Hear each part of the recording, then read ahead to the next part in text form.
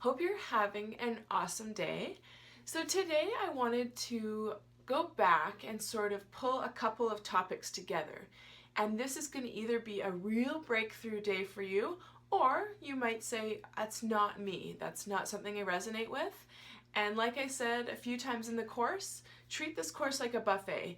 If it doesn't appeal to you, it doesn't resonate for you, then just leave it and no stress. Perfectionism is not a helpful trait on this journey, as we talked about yesterday. So today's topic is, who is picking your food? Now, you might think, what does that mean? And so what I'm asking you is it your adult, responsible self making your food choices, or is it an inner child type person? And so I'll explain it with a story. So the first story is when I was about 10 years old, maybe 11.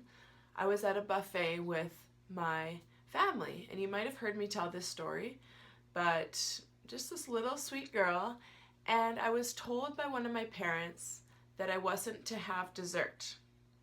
Now, from what I remember, and the immense story I created from that, was that my sister and brother were allowed, but I wasn't, and that I wasn't good enough, that I was too fat at 11 years old, that at desserts I wasn't allowed them because I wasn't lovable, I wasn't good enough, no one would ever love me. I literally created this immense story. Instead of just asking the parent, why did you say that? Can I have a reason? Oh yeah, I don't want you to be sick to your stomach. You already had a dessert or something. I don't even remember those details, but I remember that I was so heartbroken and disappointed, and I felt bad about myself. And so, literally from one story that I created in my mind, I've replayed that event a million times throughout my life. And I just want to share that story because of the impact. One story a little girl experiences from any age can turn into a monster. And so it's important to go back and to say, what really happened there? And you might not be able to get the full answers. You might not be able to ask the person that hurt you for explanation, and that's okay. You just have to figure out what's true for you now. And for me, we talked about, is it like Arnie killing the thought that I was unlovable and I wasn't allowed desserts, or is it exploring why that happened? So realize that a lot of your eating patterns may have something to do with old stories you tell yourself. So what I did with that old story was, I either was trying to be the good girl and be loved, so I would restrict, no desserts, dieting, all my crazy diets over the last 20 years. Or I would flip the completely opposite way and become the rebel child and say, F you, I'm eating every dessert on the buffet table, and you can't stop me. So as you're watching this video, I want you to think, are any of your food choices here and there or often driven by either the rebel child in you or the good girl in you? And we all have it. We all have some of each. And whether maybe they come out in different areas, not food related, but I want you to think about that. So I would have never made the following discovery I'm going to explain unless I had slowed down. And that's, some people say, well, how do you make these discoveries? How do you learn this about yourself? Well, by coming into your body. Your body is the only instrument to actually teach you where the pain is, where the feelings are. Your head doesn't have the feelings. Your feelings are in your body. It's a sad, cold feeling in your chest. It's red hot heat in your shoulder blades. It's, blackness in the pit of your stomach. Our bodies are our instrument for feeling. And if we never let ourselves come into our body by, feet on the ground, 3 deep breaths, slowing down, then we won't make discoveries, and we won't get to know ourselves, and we won't have the capacity to live the most full, alive life in this precious body. So, I know some of you are struggling with that mindfulness bit, and that's okay. This did not happen overnight for me. I sat on my meditation pillow for 10 minutes every morning for the last couple years, and I love it. And I'm going to talk about lifestyle coming up tomorrow I believe it's tomorrow. Because if you can get your mindfulness slightly cultivated, everything I'm teaching will be easier. And so I want to teach that coming up. But getting back to the story. So I was put in a very special position after that. I went to a retreat for compulsive eaters, and we had to eat in silence every day. And sometimes the whole day was a silent meditation. You couldn't talk to anyone. But at one of my meals, early on in the retreat, I got there and you had two choices, and it was really good food. And it was like seafood salad, and we were down on the coast in California, so that sounded pretty good. But then there was teriyaki chicken with a pineapple and Swiss cheese. And my little brain was like, oh my God, don't make me choose. I don't want to choose. I want both. And I also want 5 desserts. And I wanted so many things. So I got to my table and I literally had both meals. I'm not kidding you. And I also grabbed dessert, and I grabbed a dinner roll, and I grabbed all these things. And I sat down, and then I even looked over to someone beside me. I'm like, oh, she got a bigger chicken breast than me. So there's a lot going on there. And I literally ate half of each meal because I didn't need both. And I made a realization that day. And it came because of the position that I put myself in. But I realized that I wasn't making my food choices. This adult 32-year-old person was not choosing my food. I was letting a little girl that was told not to eat desserts, who had people commented on her weight, people told me I always ate too much.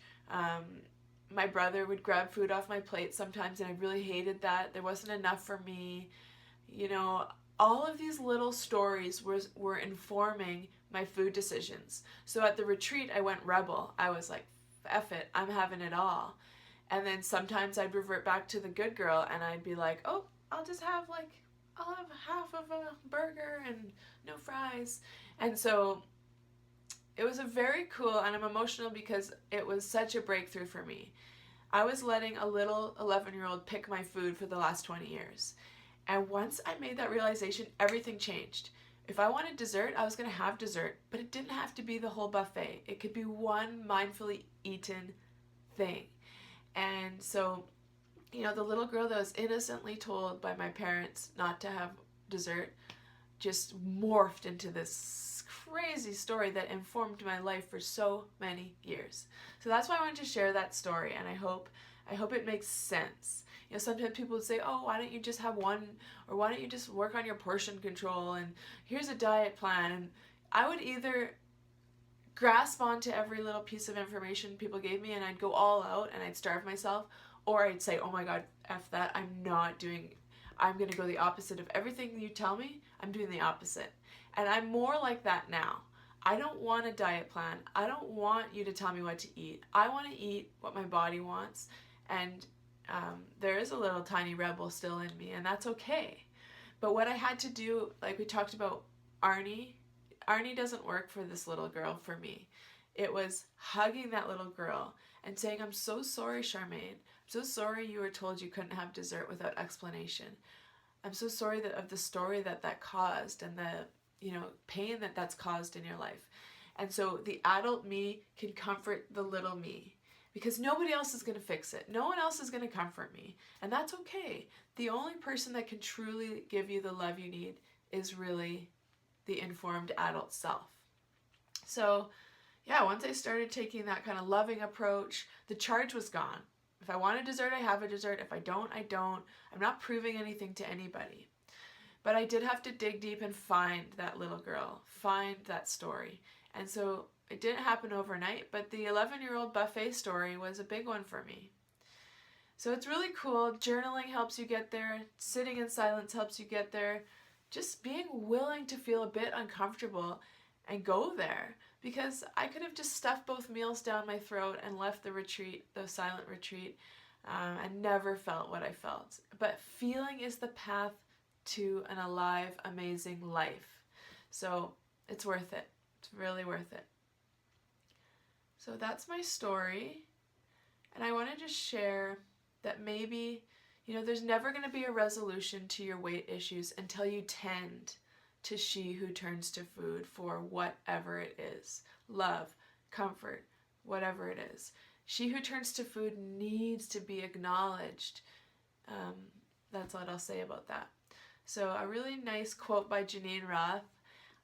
Our work is not to change what you do, but to witness what you do with enough awareness, curiosity, and tenderness that the lies and old decisions upon which the compulsion is based become apparent and fall away.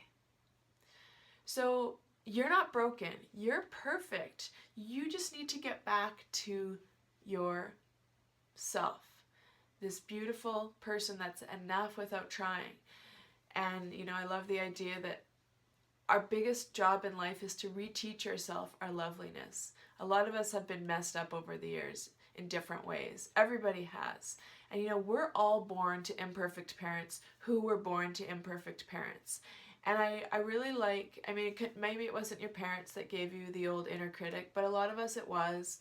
Sometimes it's society, sometimes it's teachers, friends.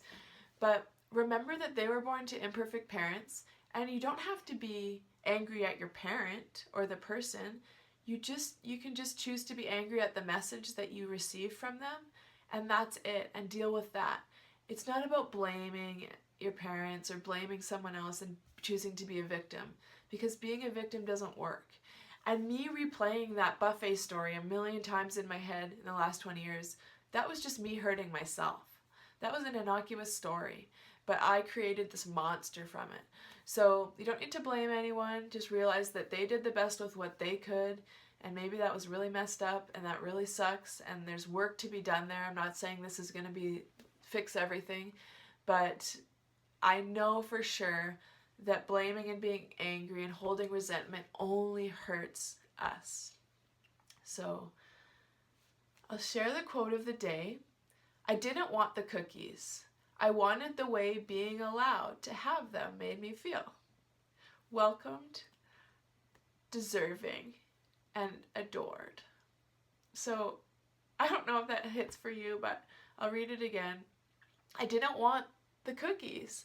I wanted the way being allowed to have the cookies made me feel. Welcome, deserved, deserving, and adored. So, wow. I can't eat cake and feel adored, but somewhere in my mind I think I can. I can't eat cake and be perfect to my parent, but somewhere in my little mind I make a story that I can. And it makes me feel that way. But I guess just that's a neat quote. Positive affirmation. My loving and capable adult self makes my food choices and does so with my health and goals in mind. So it all comes back to loving yourself and learning about yourself and realizing you deserve to feel good. It's not about restriction. That never works. It just absolutely never works long term. So who's driving the bus of your life? Are you letting a 5-year-old drive the bus? Are you letting a 5-year-old make your food decisions? Are you letting an 11-year-old make your food decisions? It's worth digging into.